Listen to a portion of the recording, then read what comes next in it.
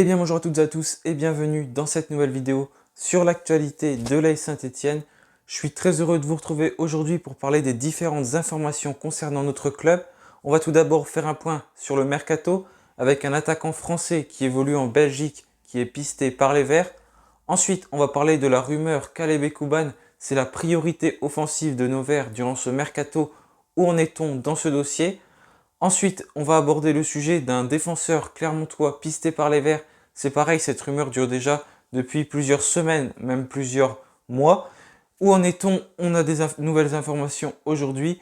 On va revenir sur le match qui a opposé les Verts au Puy ce samedi, le premier match de préparation qui s'est conclu sur le score de 2-2. Et enfin, pour terminer cette vidéo, je voudrais parler du programme qui attend les Stéphanois cette semaine.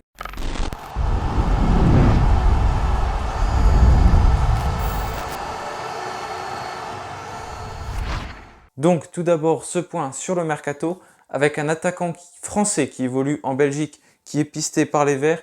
Il s'agit de Thomas Henry. Le français de 26 ans évolue au OH Louvain. Il a réalisé une très belle saison dans le championnat belge puisqu'il a terminé deuxième meilleur buteur de son championnat avec notamment 21 buts en 31 matchs. C'est quand même de très belles statistiques, même si bien évidemment le championnat belge est plus faible que le championnat de Ligue 1, mais ça reste quand même un bon championnat, donc on peut dénicher de bons talents dans ce championnat belge. Il est évalué par Transfermarkt à 5 millions d'euros. Son contrat se termine avec son club en 2023. Il lui reste donc encore 2 ans. Il a évolué notamment du côté de Nantes. Il a très peu joué. Il était surtout dans l'équipe réserve. En Ligue 1, il a joué seulement 26 minutes avant d'être prêté du côté de Chambly. C'est un grand attaquant, du moins par la taille, puisqu'il mesure 1m91. Donc voilà, la première rumeur du jour, c'est cet attaquant qui est pisté par les Verts. Cette rumeur nous vient de But ASSE. La priorité, ça reste bien évidemment Kaleb Ekouban. On va en parler dans quelques instants. Mais pour l'instant, c'est une nouvelle piste. Il faut se concentrer sur des autres joueurs. Il a encore 26 ans. Il a 26 ans, donc c'est encore assez jeune. Ça va, c'est pas encore un âge qui est trop avancé. 5 millions d'euros, c'est sûr que ça reste cher. Est-ce que ce serait une bonne affaire pour les Verts de poser ce montant-là alors qu'on sait qu'on est en difficulté financière et 5 millions d'euros, ça nous demande quand même de gros efforts et même pas sûr qu'on soit capable de les poser sur ce mercato.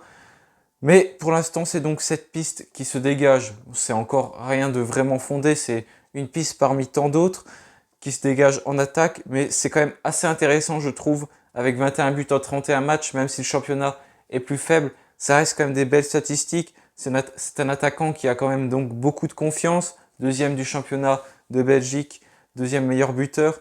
On a des attaquants pour le moment qui ne sont pas très en confiance avec Charles Haby et Jean-Philippe Crasso, même s'il a réalisé une très bonne deuxième partie de saison du côté du Mans. Il a même marqué pour son match face au Puy samedi, dès son entrée en jeu, au bout de 2 minutes, il avait déjà marqué un but et un très beau but qu'il s'est bien construit.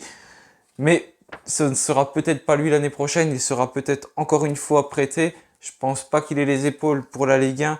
On l'a déjà vu sous quelques apparitions, même s'il n'a pas vraiment beaucoup joué en début de saison avec les Verts, Jean-Philippe Crasso. Mais de ce qu'il avait joué, on voyait qu'il lui manquait quand même un petit quelque chose, notamment au niveau de la qualité technique. Mais peut-être qu'un prêt lui fera du bien. Et Thomas Henry, du coup, on ne sait pas, c'est pareil, si ça peut être un très bon joueur du côté de Saint-Étienne. Mais en tout cas, c'est une des pistes. Il va falloir réaliser des bons coups. Je sais pas si c'est un bon coup parce que 5 millions d'euros, ça reste quand même un montant assez cher. Et peut-être qu'à ce prix-là, on peut avoir des joueurs qui sont plus confirmés, peut-être plus avancés dans l'âge, c'est vrai. Mais au moins, on sait que ce sont des vrais buteurs et qu'ils vont nous réaliser une bonne saison. On verra ça. Mais en tout cas, la priorité, comme j'ai dit, ça reste Kaleb Ekouban. Et selon deux médias turcs, il devrait débarquer du côté de Saint-Étienne. Attention à prendre avec des pincettes, bien évidemment, cette info. C'est d'abord le journal Takvim qui a indiqué que Kaleb Ekouban ne voudrait pas prolonger du côté de Trabzonspor, où il a inscrit 10 buts cette saison, donc dans le championnat de Super League. Et il voudrait donc débarquer pour Saint-Étienne avec un accord qui se serait trouvé autour de 5 millions d'euros. Une information qui a été confirmée par le journal turc Milliye.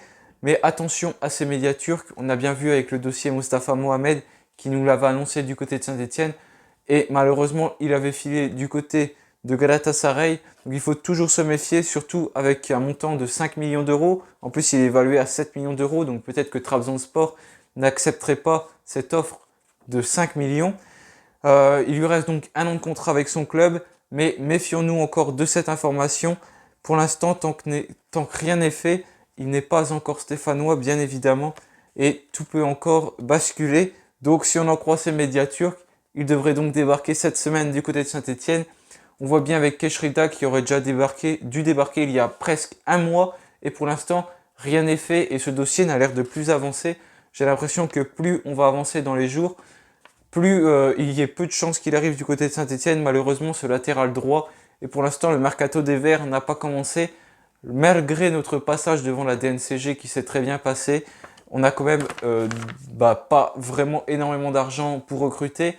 Même si Keşrida pourrait arriver libre, d'autres clubs pourraient nous le rafler s'ils mettent notamment un salaire plus important pour le joueur. Donc pour l'instant, les négociations sont sans doute toujours en cours. J'espère qu'on aura des bonnes nouvelles dans les prochains jours concernant ces deux joueurs. Mais en tous les cas, si on arrive à ramener Caleb et Kuban à Saint-Etienne, ça peut être une bonne chose.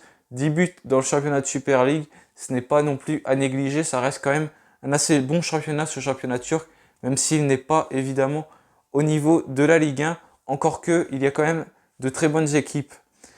Maintenant, on va parler d'un autre joueur. Cette fois, c'est un tout autre poste. C'est le poste de défenseur central avec Utonji Cédric. Après le départ de Peipa Boussissé que les Verts ne pourront malheureusement pas prolonger dû à son option d'achat qui est beaucoup trop élevée, Cédric Utonji fait partie des pistes de l'AS Saint-Etienne. C'est une information de France Bleu Pays d'Auvergne qui nous confirme que la SSE est toujours intéressée par le joueur de Clermont qui a beaucoup joué cette saison en Ligue 2 avec les Clermontois puisqu'il a disputé 37 matchs sur 38 possibles. Il est sous contrat jusqu'en 2023. Son estimation selon Transfermarkt est de 1 million d'euros. Il a 27 ans, mesure 1m94. C'est un international du Bénin. Une autre piste était évoquée du côté de Saint-Etienne, c'était Andrew Gravillon, mais ceci ne devrait pas s'effectuer puisque l'ancien défenseur de l'Inter Milan, qui joue toujours actuellement à l'Inter Milan, est annoncé du côté de Reims et devrait donc bientôt débarquer dans le club rémois. Donc ça fait une piste en moins pour les Verts. Pourtant c'était dommage, c'était un bon défenseur qui était encore jeune et qui aurait pu débarquer à Saint-Etienne. Utonji Cédric, il est plus expérimenté avec ses 27 ans, mais il est très grand, 1m94, est assez bon dans les duels aériens. Il pourrait donc arriver à la SSE. J'espère qu'on arrivera à trouver un remplaçant de Peipa Boussissé qui pourra faire une très bonne charnière centrale avec Harold Moukoudi, même si on a quand même des bons joueurs à ce poste, avec notamment Seydousso qui pourrait prendre une place du titulaire la saison prochaine. Est-ce que le poste de défenseur central reste une priorité pour vous? N'hésitez pas à me le dire dans les commentaires, mais peut-être que s'il faut faire des efforts, des sacrifices en tous les cas, peut-être sacrifier ce poste et plus se baser du côté de l'attaque où c'est là qu'on sait qu'on pêche beaucoup. En défense, peut-être que la charnière Seydousso et puis Harold Moukoudi pourrait suffire. On a encore des bons joueurs derrière avec Marvin Chihuahua qui pourrait notamment arriver. Donc peut-être que ce n'est pas forcément le poste à privilégier. Si on doit placer de l'argent, je préfère qu'on le mette dans un buteur que dans un défenseur central, même si il faudra combler le départ de Peipa Boussissé. Mais bon, en tous les cas, il va falloir faire des sacrifices et peut-être que ce sera à ce poste-là que les Verts le feront. Donc n'hésitez pas à me dire dans les commentaires ce que vous pensez de cela. Est-ce qu'il faut mieux privilégier un bon buteur ou un bon défenseur?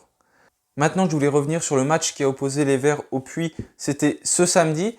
Donc, deux compositions totalement différentes que Claude Puel nous a fait pour ce match. Avec notamment, en première mi-temps, c'était une composition avec Étienne Green au cage. Donc, ça va certainement être classique pour la saison prochaine. À droite, on avait Masson qui devrait donc occuper cette place également lors de cette saison 2021-2022. En défense centrale, on avait Marvin Chihuahua et Timothée Kolodjezak, Gabriel Silva à gauche. Ensuite, on avait Mouton Camara au milieu. Et ensuite, au niveau de l'attaque, on retrouvait notamment Bouanga Rivera, Abdoulaye Sidibé également, qui a été remplacé à la 35e minute, qui est sorti blessé. Pas de nouvelles concernant ce joueur, j'espère que ce n'est pas trop grave. Et enfin, en attaque, c'était Léry, qui était l'attaquant de l'AS Saint-Étienne. Donc une première mi-temps bien maîtrisée par les Verts, qui s'est conclue sur le score de 0-0, avec une bonne charnière centrale Chihuahua Kolo-Djezak. J'ai trouvé que ça a été assez solide, mais attention, c'était le Puy, donc forcément, ce n'était pas une grande équipe, notamment en face. Mais ça s'est plutôt bien passé, il y a eu des bonnes relances, un Gabriel Silva qui a été assez bon, j'ai trouvé, très offensif, des bonnes actions emmenées par le jeune Mouton également, qu'on pourra peut-être voir cette saison. Il a quand même réalisé un bon match. Donc voilà, cette première mi-temps s'est conclue sur le score de 0-0, pas de but, pas de réelles occasions du côté du Puy, pas de réelles occasions notamment à Saint-Étienne avec quelques ratés malgré tout de Yanis Léry en attaque. Donc 0-0. En deuxième mi-temps, Claude Puel a totalement changé sa composition avec Boubacar Fall au cage. Ensuite, on retrouvait Petit, Nadé, Sissoko et Diouf en défense. Aymar, Youssouf et Tormin Tyrone en attaque, au milieu de terrain.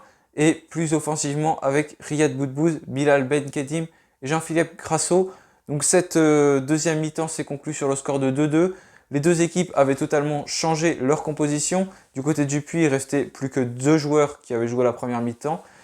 Donc 2-2, une équipe plus offensive avec notamment un Jean-Philippe Grasso assez remuant en début de deuxième période et qui a eu plus de mal à être trouvé ensuite durant ce match. Quelques erreurs défensives malheureusement qui nous ont compté 2 buts sur les 2 seules occasions presque du Puy. C'est donc c'est un match assez mitigé pour ce premier match de préparation puisque c'est quand même dommage de faire un match nul face au Puy, mais ça reste le premier match de préparation. Il y avait beaucoup de jeunes sur le terrain, c'était des compositions totalement inédites, il n'y a pas vraiment d'automatisme entre ces joueurs, dur d'en tirer des conclusions. On va pouvoir se faire plus d'idées peut-être cette semaine avec les 2 matchs amicaux qui attendent nos Verts ce vendredi et ce samedi. Ce sera 2 matchs de suite face à Bourg-en-Bresse et ensuite ce sera samedi face à Grenoble. Peut-être qu'on pourra se faire plus d'idées. Claude Puel va bien revoir son dispositif, peut-être faire encore différentes compositions.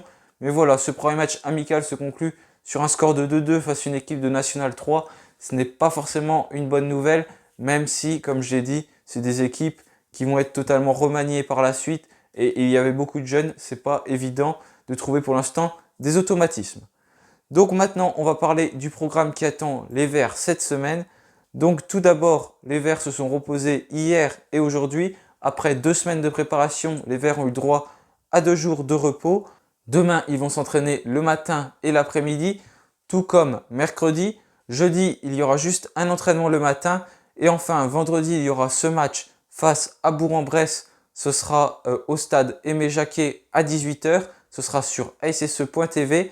Puis samedi, nous retrouverons le deuxième match de préparation, le troisième match de préparation, mais le deuxième de cette semaine.